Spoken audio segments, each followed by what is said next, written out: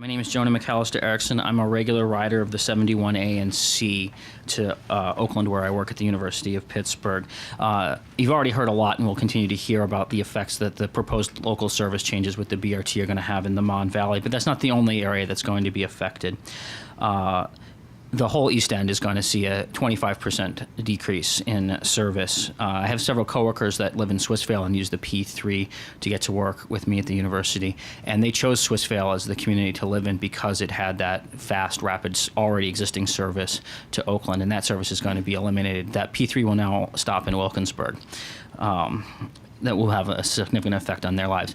The 71A and C are two of the most heavily ridden routes in the system and already have a significant overcrowding problem. Even though that cut is not going to be a body blow like the cuts proposed to the Mon Valley, it'll be a significant inconvenience to many people living in the area and perhaps a major problem with service overall. This week alone, during my daily commute, 3 times a fully packed bus has passed my stop, and I get on at Aiken Center. It's about 2 miles from the university. At one of those days, there were 40 people already waiting at the stop when I arrived, meaning that I suspect a few other buses had already passed us up.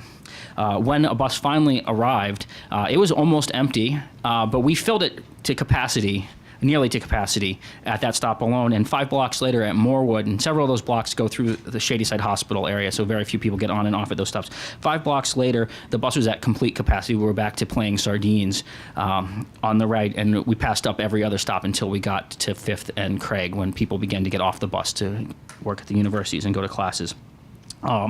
Downtown is not the only area in which traffic interferes with bus service, and one of the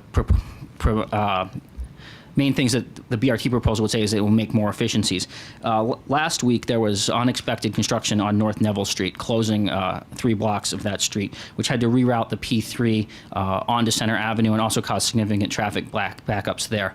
On 2 of those days, I ended up getting off the bus at Morewood and walking the 1.5 miles to Oakland because the bus hadn't moved in 25 minutes.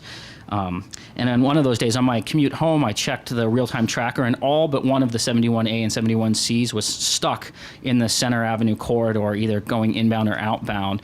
And there was only one A in downtown at that time, which would have made the commute times probably an hour and a half before anybody could have gotten on a bus outbound in Oakland. The BRT is not going to solve that problem, and if there are fewer buses on those routes, we're going to see much more overcrowding to already full buses.